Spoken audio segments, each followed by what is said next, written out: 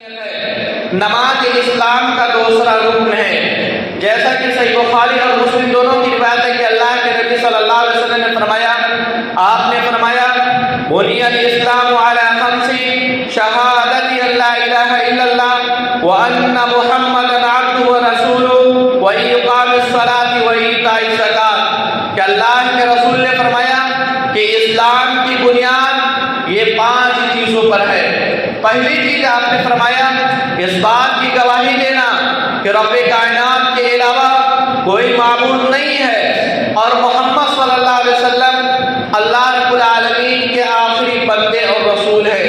اور دوسری چیز آپ نے کیا فرمایا، وَإِقَامِ الصَّلَاةِ، کہ نماز قائم کرنا، نمازوں کی پابندی کرنا۔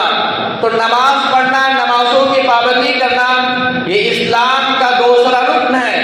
اس سے یہ ثابت ہوتا ہے، اس سے یہ پتہ چلتا ہے کہ اگر ہم میں سے کوئی شخص نماز نہیں پڑھتا، نمازوں کی پابندی نہیں کرتا تو ایسا شخص حقیقی مسلمان نہیں ہو سکتا، کیونکہ ارکان اسلام میں سے اگر کسی شخص نے ایک رکن کو بھی مکمل نہیں کیا، ایک رکن کو بھی پورا نہیں کیا تو ایسا انسان مسلمان نہیں ہو سکتا۔ جس طریقے سے اگر کوئی شخص اللہ رب العالمین کے علاوہ غیر اللہ کی عبادت کرتا ہے، رب کائنات کو چھوڑ کر کے غیر اللہ کے سامنے اپنا سر جھکاتا ہے تو مسلمان نہیں ہو سکتا۔ اسی طرح سے اگر کوئی ایک دن میں 5 وقت کی نماز ادا نہیں کرتا تو ایسا شخص حقیقی مسلمان نہیں ہو سکتا ہے۔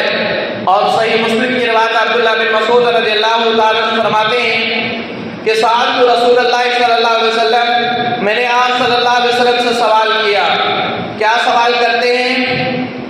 اَيُّ الْعَمَلِ أَفْضَلُ، کہ سب سے افضل عمل کون سا عمل ہے؟ تو آپ نے فرمایا الصلاۃ لوقتها، کہ نماز کو اس کے وقت پر ادا کرو۔ اس کے بعد دوبارہ سوال کرتے ہیں کہ اس کے بعد کون سا سب سے افضل عمل ہے؟ تو اللہ کے نبی صلی اللہ علیہ وسلم جواب دیتے ہیں بر الوالدین، کہ ماں باپ کے ساتھ احسان کرنا، ماں باپ کے ساتھ بھلائی کرنا۔ اگر اس حدیث کے اندر ہم دیکھیں تو ہمیں پتہ چلے گا کہ اللہ کے نبی صلی اللہ علیہ وسلم نے کیا فرمایا کہ نماز کو اس کے وقت پر ادا کرنا یہ سب سے افضل عمل ہے۔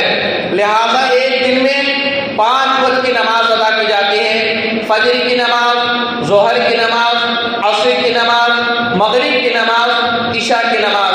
ہم 5 وقت کی نماز کو ادا کرنے کے لیے جب اذان ہو مسجد میں آئیں اور جماعت کے ساتھ نماز ادا کریں۔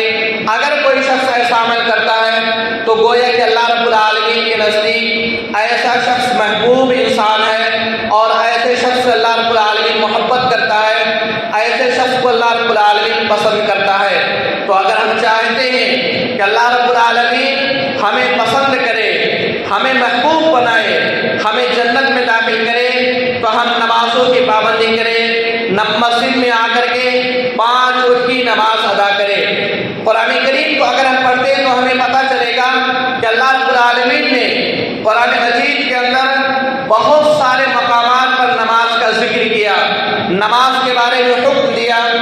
اللہ تعالیٰ قرآن کریم میں فرماتے ہیں وَأَقِيمُوا الصَّلَاةَ وَآتُوا الزَّكَاةَ وَارْكَعُوا مَعَ الرَّاكِعِينَ۔ اللہ رب العالمین نے فرمایا کہ اے لوگو نماز پڑھو، نماز کا قیام کرو، نمازوں کی پابندی کرو، وَآتُوا الزَّكَاةَ اور زکوٰۃ دو، وَارْكَعُوا مَعَ الرَّاكِعِينَ اور رکوع کرنے والوں کے ساتھ رکوع کرو۔ اسی طرح سے ایک دوسری آیت کے اندر اللہ رب العالمین فرماتے ہیں وَأَقِيمُوا الصَّلَاةَ وَآتُوا الزَّكَاةَ وَمَا تُقَدِّمُوا لِأَنفُسِكُم مِّنْ خَيْرٍ تَجِدُوهُ عِندَ اللَّهِ إِنَّ اللَّهَ بِمَا تَعْمَلُونَ بَصِيرٌ، کہ رب کائنات نے اس بات کا اعلان کر دیا کہ اگر تم نماز پڑھو گے تو قیامت کے دن اللہ رب العالمین تمہیں نماز پڑھنے کا بدلہ دے گا، کیونکہ اللہ رب العالمین ہر چیز کو جاننے والا ہے۔ اگر کوئی شخص اللہ رب العالمین کے لیے ایک سجدہ بھی کرتا ہے تو اس کا بھی علم اللہ رب العالمین کے پاس ہے۔ قیامت کے دن اللہ رب العالمین ہر نمازی کو نماز پڑھنے کا ثواب عطا کرے گا۔ اسی لیے ہمیں چاہیے کہ ہم نمازوں کی پابندی کریں۔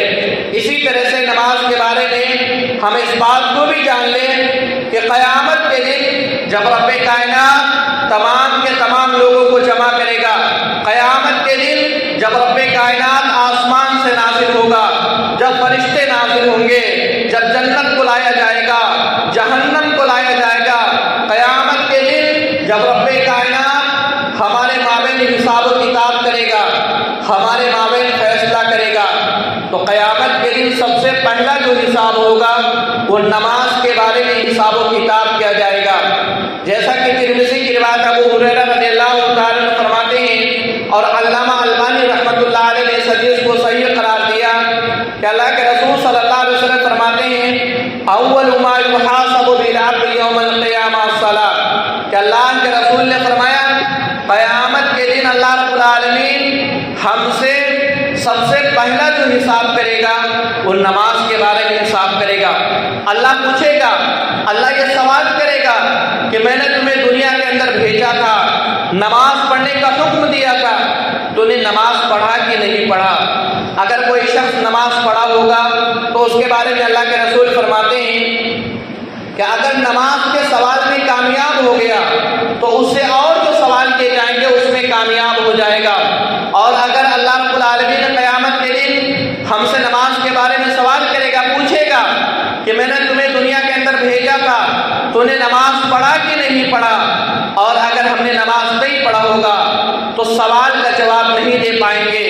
اور اللہ کے رسول فرماتے ہیں کہ جب نماز کا سوال کیا جائے گا، اگر کوئی شخص نماز کے سوال میں ناکام ہو گیا تو اور دوسرے سوال کے اندر ناکام ہو جائے گا۔ تو اگر ہم یہ چاہتے ہیں کہ ہم قیامت کے دن جب اللہ رب العالمین ہم سے حساب و کتاب کرے، ہم سے سوال کرے اور اس سوال کے جواب میں کامیاب ہو جائے، تو ہم نمازوں کی پابندی کرے، نماز کو نہ چھوڑے۔ اور اگر کوئی شخص یہ تصور کرتا ہے کہ نماز نہیں پڑھوں گا، مسجد میں نہیں آؤں گا، مسجد میں آ کر نماز نہیں ادا کروں گا اور اللہ تعالیٰ ہمیں جنت میں داخل کر دے گا، تو یہ صرف ہمارے تصورات ہیں، یہ ہمارے خیالات ہیں۔ ایسا نہیں ہو سکتا کہ ایک شخص نماز نہ پڑھے اور قیامت کے دن اللہ رب العالمین اس کو کامیاب کر دے، ایک شخص نماز نہ پڑھے اور سوالوں کا جواب دے سکے۔ لیکن یہ افسوس کا مقام ہے کہ آج ہم اپنے آپ کو دیکھیں، ہم خود اپنے گھروں کے اندر دیکھ لیں کہ اگر ہمارے گھر میں اگر باپ نماز پڑھنے کو تیار ہے تو بیٹا نماز پڑھنے کو تیار نہیں، اگر بیٹا مسجد میں آتا ہے نماز پڑھتا ہے تو آج باپ نماز پڑھنے کو تیار نہیں، اگر بھائی نماز پڑھتا تو بہن نماز نہیں پڑھتی، اگر بہن نماز پڑھتی تو بھائی نماز نہیں پڑھتا، اگر شوہر نماز پڑھتا ہے تو بیوی نماز نہیں پڑھتی، اور اگر بیوی نماز پڑھتی ہے تو شوہر نماز نہیں پڑھتا۔ یہ ہمارا المیہ ہے، ہمارے گھروں کا المیہ ہے۔ ہم اپنے آپ کو دیکھیں کہ ہم کیا نمازوں کی پابندی کرتے کہ نہیں کرتے۔ ہمارے گھرانوں میں کیا سارے کے سارے لوگ نماز پڑھتے ہیں کہ نہیں پڑھتے؟ ہمیں چاہیے کہ ہمارے گھر میں جتنے بھی افراد ہوتے ہیں، چاہے بھائی ہو یا بہن ہو، ماں باپ ہو یا اسی طریقے سے شوہر اور بیوی ہو، تمام کے تمام لوگوں کو چاہیے کہ ہم نمازوں کی پابندی کریں۔ اگر سارے کے سارے لوگ گھر کے افراد نمازوں کی پابندی کریں گے تو ہمارے گھر میں خوشحالی ہوگی، اللہ رب العالمین ہمارے گھروں میں برکت کا نزول فرمائے گا۔ اسی لیے ہمیں چاہیے کہ ہم نماز پڑھیں۔ نماز کا ایک بنیادی فائدہ یہ بھی ہے کہ الصلاۃ تنہی عن الفحشاء والمنکر، کہ اگر ہم نماز پڑھیں گے، نماز کی پابندی کریں گے تو نماز پڑھنے کے نتیجے میں ہم تمام کے تمام برائیوں سے بچ جائیں گے۔ قرآن کریم میں اللہ رب العالمین خود فرماتے ہیں، آپ نے فرمایا سورہ عنکبوت کے اندر ان الصلاۃ تنہی عن الفحشاء والمنکر، کہ جو شخص نماز پڑھتے ہیں، نمازوں کا قیام کرتے ہیں، یہ نماز انسان کو برائیوں سے روک دیتا ہے۔ تو اگر کوئی شخص اللہ رب العالمین کے لیے اخلاص کے ساتھ نماز پڑھے گا تو تمام کے تمام برائیوں سے رک جائے گا۔ یہ نماز کی فضیلت ہے، یہ نماز کی اہمیت ہے کہ اگر ہم نماز پڑھ دیں تو ایک نمازی کبھی جھوٹ نہیں بولتا، اگر کوئی نماز پڑھے گا تو نمازی چوری نہیں کرے گا، اگر کوئی صحیح معنوں میں نماز پڑھے گا تو غیبت نہیں کرے گا، اگر صحیح معنوں میں نماز پڑھے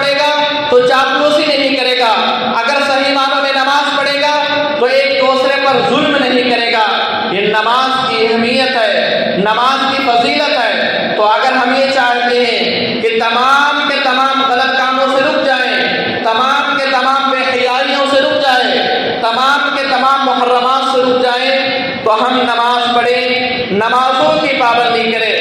اسی طرح سے نماز کا ایک بنیادی فائدہ یہ بھی ہے کہ اگر ہم نماز پڑھیں گے تو اللہ رب العالمین ہمارے گناہوں کو معاف کر دے گا، ہم سے جو گناہ ہوتے ہیں ان تمام کے تمام گناہوں کو معاف کر دے گا۔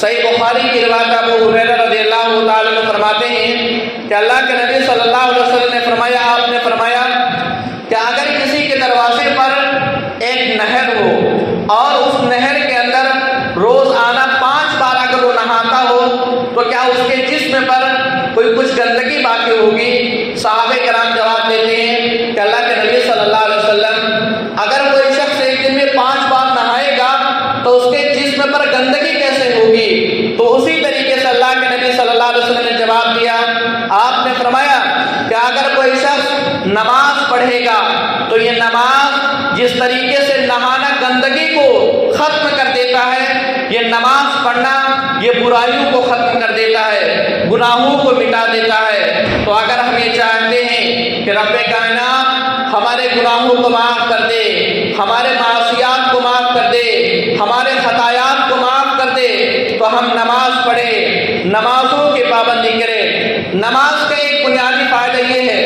کہ اللہ رب العالمین کا یہ وعدہ ہے کہ اگر کوئی شخص نماز پڑھے گا تو نماز پڑھنے کے نتیجے میں قیامت کے دن اللہ رب العالمین ایسے شخص کو جنت میں داخل کرے گا۔ ابو داؤد اور ابن ماجہ کی روایت ہے کہ اللہ کے نبی صلی اللہ علیہ وسلم نے فرمایا، آپ نے فرمایا من جاء بهن لم يضيع منهن شيئا كان له عند الله عهد ان يدخله الجنہ، کہ اللہ کے نبی صلی اللہ علیہ وسلم نے فرمایا قیامت کے دن اگر کوئی شخص اس حال میں اللہ رب العالمین سے ملاقات کرتا ہے کہ دنیا کے اندر اس نے نماز کو نہیں چھوڑا، 5 وقت کی نماز پابندی کے ساتھ پڑھا، تو اللہ کے رسول فرماتے ہیں کہ اللہ رب العالمین کا یہ وعدہ ہے کہ ایسے شخص کو اللہ رب العالمین جنت میں داخل کرے گا۔ تو یہ اللہ رب العالمین نے وعدہ کیا ہے کہ اگر ہم نماز پڑھیں گے تو اللہ تعالیٰ ہمیں جنت میں داخل کرے گا۔ ابھی ہمارے اوپر ہے، اگر ہم جنت میں جانا چاہتے ہیں تو نماز پڑھے، اور اگر جنت میں نہیں جانا چاہتے ہیں، جہنم میں جانا چاہتے ہیں تو مسجدوں سے دور رہے۔ لیکن اگر کسی شخص کی خواہش ہے کہ اللہ تعالیٰ قیامت کے دن ہمیں جنت میں داخل کرے تو نماز پڑھنا ضروری ہوگا۔ نماز پڑھیں گے تبھی اللہ رب العالمین ہمیں جنت میں داخل کرے گا۔ نماز کا ایک بنیادی فائدہ یہ بھی ہے راحت للقلب، کہ اگر کوئی شخص نماز پڑھتا ہے تو اس کو سکون ملتا ہے، اس کو راحت ملتا ہے۔ اللہ کے نبی صلی اللہ علیہ وسلم جب آپ کو بے چینی ہوتی تھی تو بلال رضی اللہ تعالیٰ عنہ کو کیا فرماتے تھے؟ قم یا بلال فارحنا بالصلاۃ، اے بلال کھڑے ہو جاؤ اور نماز کے ذریعے سے مجھ کو سکون پہنچاؤ۔ تو نماز پڑھنے سے، مسجدوں میں آنے سے ہمارے دل کو سکون ملتا ہے، ہمارے دل کو اطمینان ملتا ہے۔ ہم دیکھیں بہت سارے ایسے غریب آپ کو ملیں گے جو مسجد میں آتے ہیں، 5 وقت کی نماز ادا کرتے ہیں، پہلی صف میں نماز ادا کرتے ہیں، ان کے پاس بہت زیادہ کھانے کے لیے پیسہ نہیں ہے، پہننے کے لیے کپڑے نہیں ہیں، لیکن اس کے باوجود اگر آپ ان سے ملے تو ان کو سکون ملتا ہے۔ اگر آپ ان سے ملے، ان سے باتیں کریں تو ایسا محسوس ہوتا ہے کہ زندگی سے بہت ہی زیادہ خوش ہیں۔ اور کتنے ایسے لوگ آپ کو ملیں گے جن کے پاس بہت سارے پیسے ہیں، بہت سارے بنگلے ہیں، سب کچھ ہونے کے باوجود وہ نماز نہیں پڑھتے۔ اگر آپ ان سے سوال کریں تو ہمیشہ یہ کہتے ہیں کہ ہمارے یہاں بہت بے چینی ہے، دل میں گھبراہٹ ہے، ہم بہت بے چین ہوتے ہیں، ہماری اولاد بگڑ چکی ہے، ہماری اولاد نالائق ہو گئی ہے، ہمارا کاروبار نقصان میں چلا گیا ہے۔ تو اگر ہم نماز پڑھیں گے تو ہمارے دل کو سکون ملے گا، ہمارے دل کو اطمینان ملے گا۔ اگر مسجد میں آ کر کے اللہ رب العالمین کے سامنے رکوع کریں گے، رب کائنات کے سامنے سجدہ کریں گے تو اللہ رب العالمین ہمارے دل میں سکون پیدا کرے گا، ہمارے دل میں راحت پیدا کرے گا، ہمارے گھرانوں میں برکت عطا کرے گا۔ تو اسی لیے ہمیں چاہیے کہ اگر ہم سکون چاہتے زندگی کے اندر تو ہم نماز ادا کریں، نمازوں کو نہ چھوڑیں۔ محترم سامعین کرام، اسی طرح سے نماز پڑھنے کے شروط کیا ہے؟ نماز کے شروط میں سے پہلا شرط یہ ہے دخول الوقت، کہ ہم نماز کو اس کے وقت پر ادا کریں۔ جیسا کہ خدا اللہ تعالیٰ قرآن کریم میں فرماتے ہیں ان الصلاۃ کانت علی المؤمنین کتابا موقوتا، کہ میں نے نماز کو اس کے مقررہ وقت پر فرض قرار دیا۔ تو نماز کے شرط میں سے پہلا شرط یہ ہے کہ جس نماز کا جو وقت ہے ہم اسی وقت پر اس نماز کو ادا کریں۔ اور نماز کے شروط میں سے دوسرا شرط یہ ہے الطہارہ، کہ پاکی صافی پاک ہمیں ہونا چاہیے۔ طہارت سے کیا مراد ہے کہ اگر حدث اکبر ہے، ایک شخص اگر جنبی ہے تو ایسی صورت میں وہ غسل کرے، اور اگر جنبی نہیں ہے تو ایسی صورت میں وضو کر کے نماز ادا کرے۔ اگر کوئی شخص بنا وضو کے نماز ادا کرتا تو ایسا نماز پڑھنا اللہ رب العالمین ایسے نماز کو قبول نہیں کرے گا۔ تیسرا شرط یہ ہے استقبال القبلہ، کہ نماز کو ہم قبلہ کے رخ ہو کر نماز پڑھے، مسجد حرم کی طرف رخ کر کے نماز پڑھے۔ اگر کوئی شخص مسجد حرم کے علاوہ کسی اور جانب رخ کر کے نماز پڑھتا تو ایسی نماز پڑھنا یہ قابل قبول نہیں ہے۔ اور چوتھا شرط یہ ہے النیہ، کہ ہم نیت کریں۔ فجر کی نماز پڑھے تو اس کی نیت کریں، ظہر کی نماز پڑھے تو اس کی نیت کریں، جو بھی نماز پڑھے اس کی نیت کرنا ضروری ہے۔ جیسا کہ صحیح بخاری کی روایت عمر بن خطاب رضی اللہ تعالیٰ عنہ فرماتے ہیں کہ اللہ کے رسول نے فرمایا انما الاعمال بالنیات، کہ ہمارے اعمال کا دار و مدار یہ نیتوں پر ہے۔ تو ان چار شروط کے ساتھ ہم نماز ادا کریں۔ اگر ان چار شروط کے ساتھ ہم نماز ادا کریں گے تو ایسی صورت میں ہماری نماز قبول ہوگی اور اللہ رب العالمین ہمیں اس کا ثواب ادا کرے گا۔ اسی طرح سے نماز کے کچھ مسائل ہیں۔ نماز کے مسائل میں سے پہلا مسئلہ یہ ہے کہ ہم نماز پڑھیں تو کیسا پڑھیں۔ یہ ہمارے ذہن میں بار بار سوال پیدا ہوتا ہے کہ نماز پڑھا جائے تو کیسا پڑھا جائے۔ اس سلسلے میں صحابہ کرام رضی اللہ تعالیٰ عنہ اجمعین کے بارے میں آتا ہے، اور صحیح بخاری کی روایت مالک بن حویرث رضی اللہ تعالیٰ عنہ فرماتے ہیں کہ اللہ کے نبی صلی اللہ علیہ وسلم نے فرمایا صلو کما رأیتمونی اصلی، کہ اللہ کے رسول نے کیا فرمایا کہ لوگوں نماز کس انداز سے پڑھو، نماز اسی طرح سے پڑھو جس طریقے سے تم لوگوں نے مجھے نماز پڑھتے ہوئے دیکھا۔ یعنی جس طریقے سے آپ صلی اللہ علیہ وسلم نے نماز پڑھا اسی انداز سے ہم بھی نماز پڑھیں۔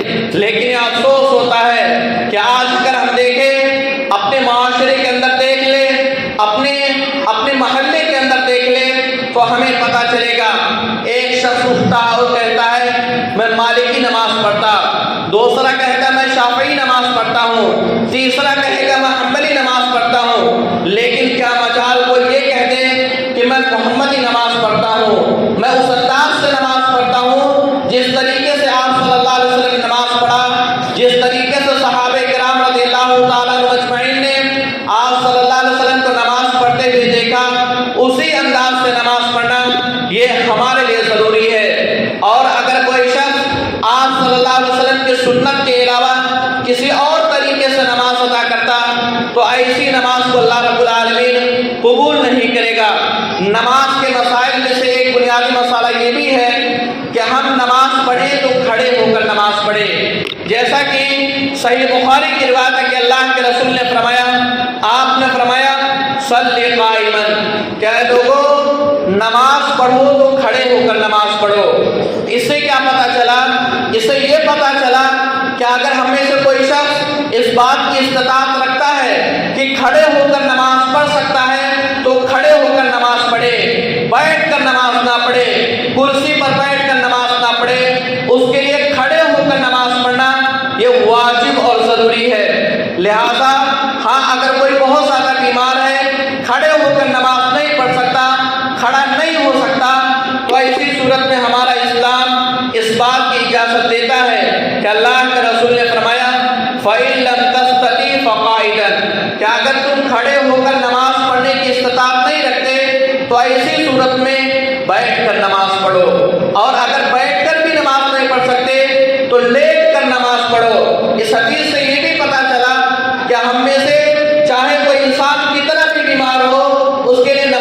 ہونا یہ صحیح اور درست نہیں ہے۔ کتنا بھی بیمار ہو انسان، اگر بے ہوش نہ ہو، چاہے کھڑا ہو سکے نہ کھڑا ہو سکے، بیٹھ سکے یا نہ بیٹھ سکے، چاہے اپنا ہاتھ ہلا سکے نہ ہلا سکے، پیر ہلا سکے نہ ہلا سکے، لیکن نماز کو نہیں چھوڑ سکتا۔ نماز کو پڑھنا ہم تمام کے تمام لوگوں کے لیے ہر حالت میں ضروری ہے۔ یہاں تک اگر جنگ کی حالت ہو، دونوں طرف سے وار ہو رہی ہو، تو اس حالت میں بھی نماز کو نہیں چھوڑ سکتے۔ اس حالت میں بھی نماز کو پڑھنا یہ ہمارے لیے واجب اور ضروری ہے۔ نماز کے مسائل میں سے تیسرا اہم مسئلہ یہ ہے کہ جہاں ہم خود نماز پڑھتے ہیں، اپنے گھر والوں کو بھی نماز پڑھنے کا حکم دے۔ ایسا نہ ہو کہ ماں باپ نماز پڑھے، اس کے اولاد نماز نہ پڑھے، شوہر نماز پڑھے، اس کی بیوی نماز نہ پڑھے۔ یہ ہمارا اسلام اس کا حکم نہیں دیتا۔ ہمارا اسلام اس بات کا مکلف بناتا ہے کہ جہاں ہم خود اپنے آپ کو نماز پڑھے، وہیں پر اپنے گھر والوں کو بھی نماز پڑھنے کا حکم دے۔ اللہ رب العالمین قرآن کریم میں فرماتے ہیں، یا ایھا الذین آمنوا قوا انفسکم واہلیکم نارا۔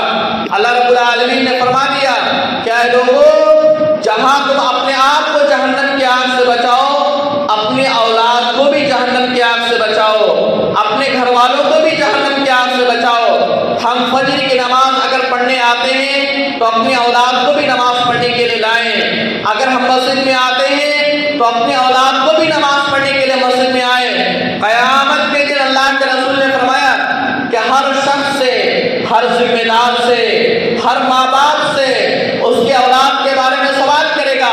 رب کائنات ہر ماں باپ سے یہ سوال کرے گا کہ تو نے اپنی اولاد کو نماز پڑھنے کا حکم دیا تھا کہ نہیں دیا تھا۔ کہیں ایسا نہ ہو اس سوال کے جواب کے نتیجے میں اللہ رب العالمین ہمیں جہنم میں داخل نہ کر دے۔ اسی لیے ہمیں چاہیے ہم خود جہاں نماز پڑھے، اپنی اولاد کو بھی نماز پڑھنے کا حکم دے۔ اللہ کے رسول صلی اللہ علیہ وسلم نے تو یہاں تک فرمایا، ابو داؤد کی حدیث عبداللہ بن عمر رضی اللہ تعالیٰ عنہ فرماتے ہیں کہ اللہ کے رسول نے فرمایا، مروا اولادکم بالصلاۃ وہم ابناء 7 سنین۔ کہ اللہ کے رسول نے فرمایا، آپ نے فرمایا کہ اے لوگوں، جب تمہاری اولاد یہ 7 سال کا ہو جائے تو اسے نماز پڑھنے کا حکم دو، اور اگر 10 سال کے ہو جائیں، اگر 10 سال کے ہونے کے باوجود بھی اگر ہماری اولاد نماز نہ پڑھے تو اللہ کے رسول نے فرمایا اس پر تعزیری کارروائی کرو۔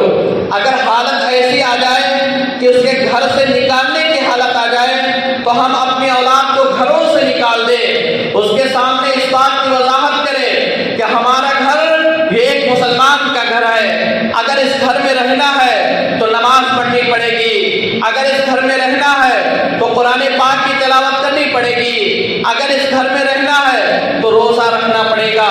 ہر ماں باپ کو اپنی اولاد کے بارے میں اس بات کی فکر ہونی چاہیے کہ ہماری اولاد نماز پڑھتی کہ نہیں پڑھتی۔ لیکن آج ہم دیکھیں، ہم خود اپنے محلے کے اندر دیکھ لیں، اپنے معاشرے کے اندر دیکھ لیں کہ آج مسجدوں میں نوجوانوں کی تعداد نظر نہیں آتی۔ اگر نوجوانوں کی تعداد نظر آتی ہے تو دکانوں پہ دیکھ لے، چائے کی دکان پر دیکھ لے، بازاروں میں دیکھ لے، گلیوں میں دیکھ لے، سنیما ہالوں میں دیکھ لے، شادی ہال میں دیکھ لے، اسٹیڈیم میں دیکھ لے، تمام کے تمام مقامات پر نوجوان نظر آئیں گے، لیکن مسجدوں سے نوجوان غائب ہے۔ مسجدوں سے نوجوان نہیں جڑتے، نمازوں کی پابندی نہیں کرتے، اور یہ کہتے پھرتے ہیں کہ ابھی ہم 10-20 سال کے ہیں، 25 سال کے ہیں، جب تھوڑی اور عمر ہو جائے گی، 40 سال کے، 50 سال کے، جب بوڑھے ہو جائیں گے تب ہم نماز پڑھیں گے۔ آپ دیکھیں، کبھی آپ قبرستان میں جا کر دیکھ لیں، ایسے بہت سارے لوگ ہیں جو یہ دعوے کرتے تھے، اپنی جوانی میں دعوے کرتے تھے، بڑھاپے کی عمر میں پہنچ کر نماز ادا کروں گا۔ بڑھاپے کی عمر سے پہلے وہ رب کائنات کے پیارے ہو گئے، جو یہ دعوے کرتے تھے بڑھاپے کی عمر میں پہنچ کر کے نماز ادا کروں گا، بوڑھے بھی ہو گئے اور رب کائنات نے ان کو توفیق بھی نہیں دیا کہ نماز پڑھ سکے۔ لہٰذا اگر اللہ رب العالمین نے ہمیں نوجوان بنایا، رب کائنات نے ہمیں زندگی عطا فرمائی، تو ہم نمازوں سے دور نہ بھاگے، مسجدوں سے دور نہ بھاگے، نوجوان مسجدوں سے جڑے۔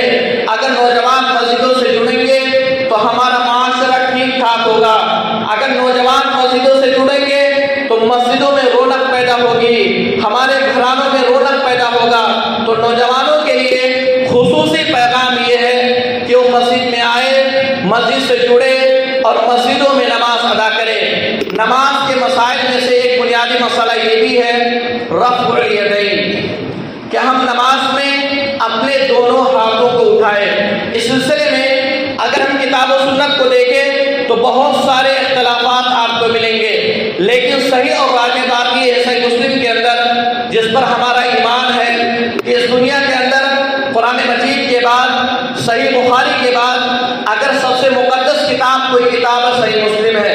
اس کے اندر اللہ کے نبی صلی اللہ علیہ وسلم فرماتے ہیں، عبداللہ بن عمر رضی اللہ تعالیٰ عنہ روایت کرتے ہیں کہ ان رسول اللہ صلی اللہ علیہ وسلم کان یرفع یدیہ حذو منکبیہ اذا افتتح الصلاۃ، کہ عبداللہ بن عمر رضی اللہ تعالیٰ عنہ فرماتے ہیں کہ جب اللہ کے نبی صلی اللہ علیہ وسلم نماز پڑھتے تھے تو اپنے دونوں ہاتھوں کو اٹھایا کرتے تھے، رفع الیدین کرتے تھے۔ اور امام نووی رحمۃ اللہ علیہ فرماتے ہیں لم یثبت عن احد من اصحاب النبی صلی اللہ علیہ وسلم لم یرفع یدیہ، کہ امام نووی رحمۃ اللہ علیہ فرماتے ہیں کوئی بھی ایسا صحابی نہیں ہے جس نے نماز ادا کیا ہو اور اس نے اپنے دونوں ہاتھوں کو نہ اٹھایا ہو، یعنی اس نے رفع الیدین نہ کیا ہو۔ تو رفع الیدین کرنا یہ نماز کے لیے ضروری ہے، اسی لیے ہمیں چاہیے کہ جب ہم نماز پڑھیں تو اپنے ہاتھوں کو اٹھائیں، رفع الیدین کریں۔ کن مقامات پر کریں؟ اس سلسلے میں صحیح بخاری کی روایت ابن عمر رضی اللہ تعالیٰ عنہ فرماتے ہیں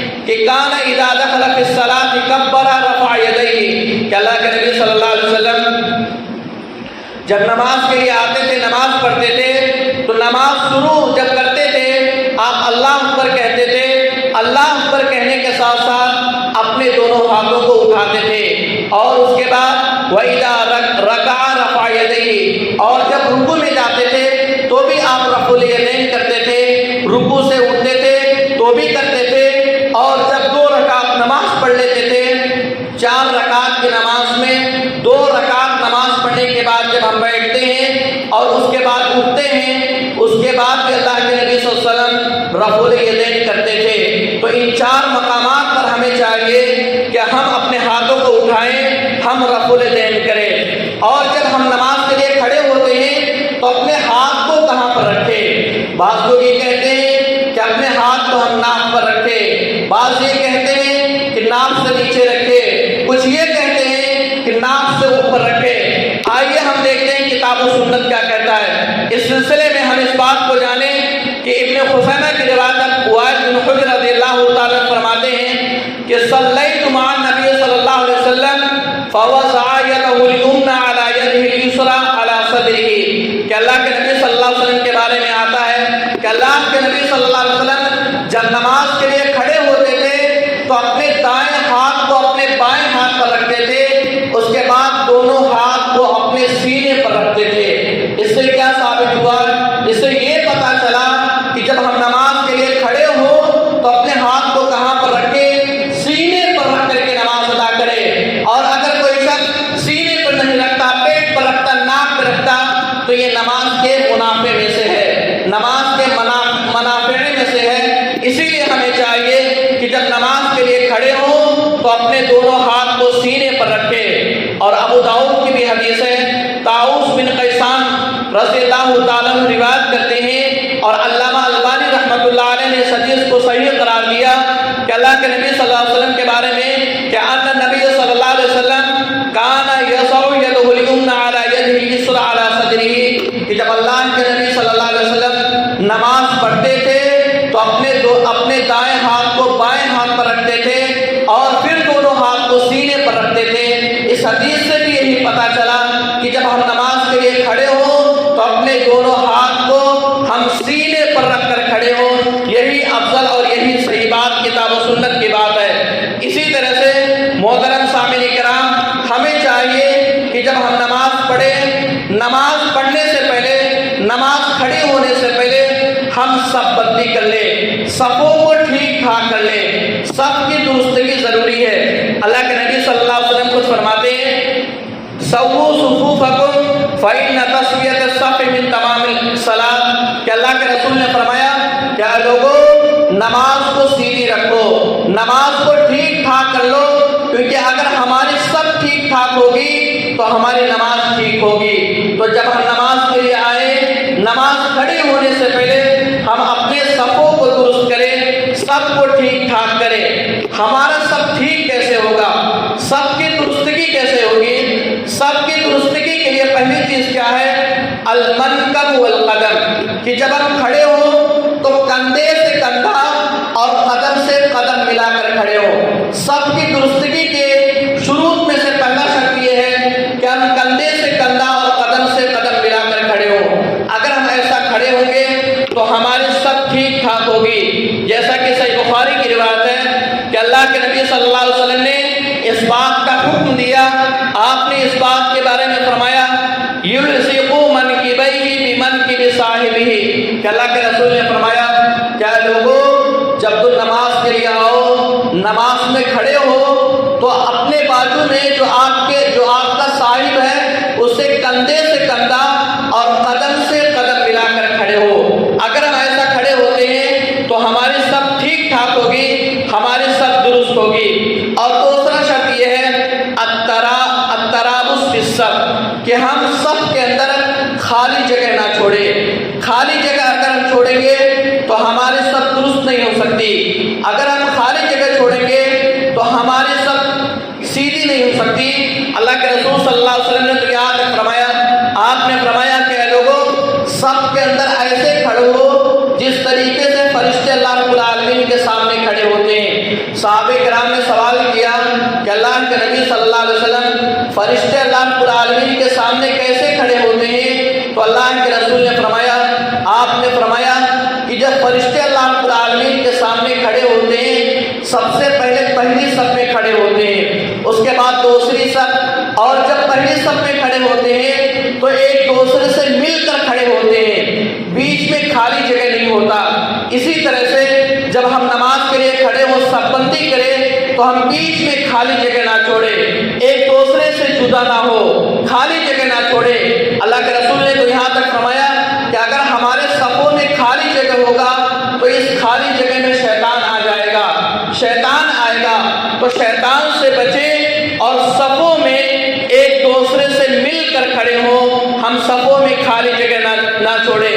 اسی طرح سے محترم سامعین کرام، ہم میں سے اگر کوئی شخص نماز ادا نہیں کرتا، نماز کو نہیں پڑھتا، نماز کو چھوڑتا ہے، تو ایسی صورت میں ہمارا اسلام اس کے بارے میں ایک چیز کا حکم دیتا ہے۔ آج ہم دیکھیں، ہم خود دیکھ لیں، رمضان کا مہینہ تھا، رمضان کے مہینے میں ہم میں سے اکثر مسلمان 5 وقت کی نماز ادا کرتے تھے، فجر کی بھی نماز میں آتے تھے، ظہر کی بھی نماز میں آتے تھے، ہر وقت کی نماز میں آیا کرتے تھے۔ رمضان کا چاند دکھا، ہم نے مسجد کو خیر بات کر دیا، ہم نمازوں سے دور ہو گئے۔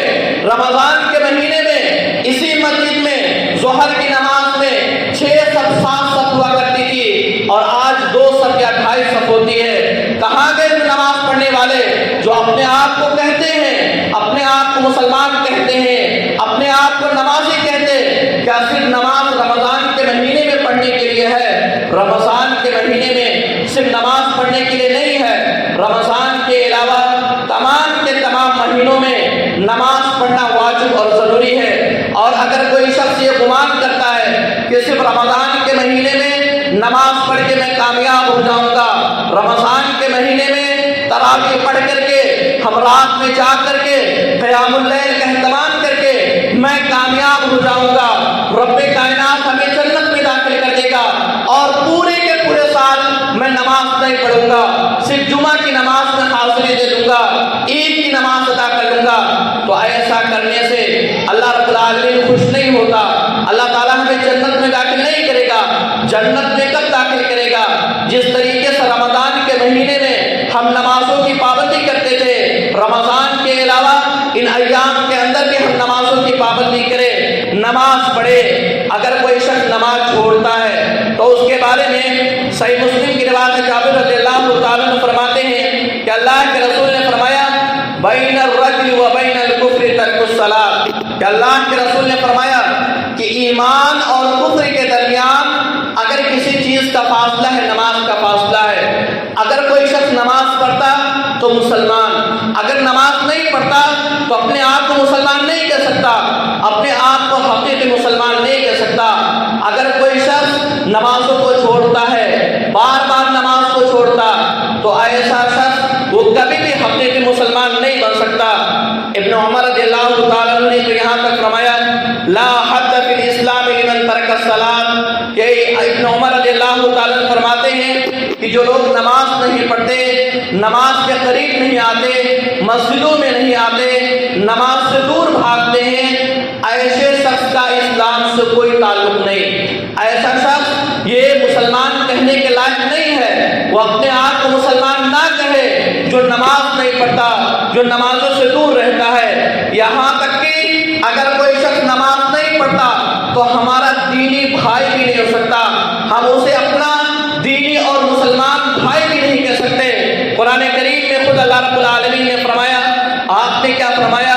فَإِن تَابُوا وَأَقَامُوا الصَّلَاةَ وَآتُوا الزَّكَاةَ فَإِخْوَانُكُمْ فِي الدِّينِ، کہ رب کائنات نے اس بات کا اعلان کر دیا کہ جو اللہ رب العالمین سے توبہ کرے، نمازوں کی جو شخص پابندی کرے، وہ تمہارا دینی بھائی ہے۔ اور اگر کوئی نماز نہیں پڑھتا، نماز سے دور بھاگتا ہے، نماز کے قریب نہیں آتا، تو ہمارا دینی بھائی بھی نہیں ہے۔ بعض علماء کرام نے تو اس بات کا بھی حکم دیا کہ اگر کوئی شخص نماز نہیں پڑھتا تو ہم اس کا نماز جنازہ ادا نہ کرے، اس کی تدفین میں بھی شریک نہ ہو، ہم اسے اپنا مسلمان بھائی بھی نہ کہیں۔ اسی طرح سے اگر ہم دیکھیں تو ہمیں اس بات کا بھی پتہ چلے گا کہ اگر ہم نماز نہیں پڑھتے تو نہ تو ہم دنیا میں کامیاب ہو سکتے اور نہ آخرت کے اندر کامیاب ہو سکتے۔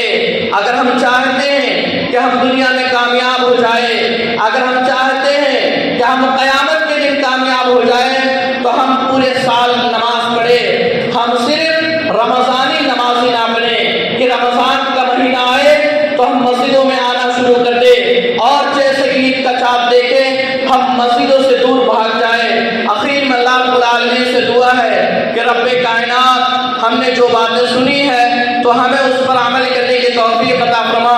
اے رب کائنات ہمیں اس بات کی توفیق عطا فرما کہ جس طریقے سے ہم رمضان کے مہینے میں نمازوں کی پابندی کرتے تھے، اذان ہونے کے بعد فوراً مسجدوں میں آ جاتے تھے، جماعت سے پہلے ہم مسجدوں میں آ جاتے تھے، اے رب کائنات ہمیں اس بات کی توفیق عطا فرما کہ ہم رمضان کے علاوہ 11 مہینوں کے اندر بھی اسی انداز سے نمازوں کی پابندی کریں، اسی انداز سے مسجدوں میں آئیں، اسی انداز سے ہم جس طریقے سے رمضان کے مہینے میں قرآن پاک کی تلاوت کرتے تھے، رمضان کے مہینے میں ہم صدقہ خیرات کرتے تھے، غریبوں کا خیال کرتے تھے۔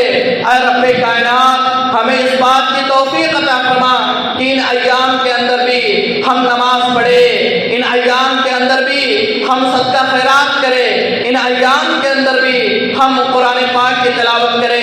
اے رب کائنات ہم نے مبارک مہینہ رمضان کے مہینے کے اندر جو عمل کیے ہمارے عمل کو قبول فرما۔ اے رب کائنات ہم نے رمضان کے مہینے کے اندر جو تیرے خاطر ہم نے کھانے پینے کو چھوڑ دیا تو ہمارے روزے کو قبول فرما۔ رب کائنات جب تک اسلام پر جیے اور جب ہمارا خاتمہ ہو تو ایمان پر، آمین۔ وآخر دعوانا الحمدللہ رب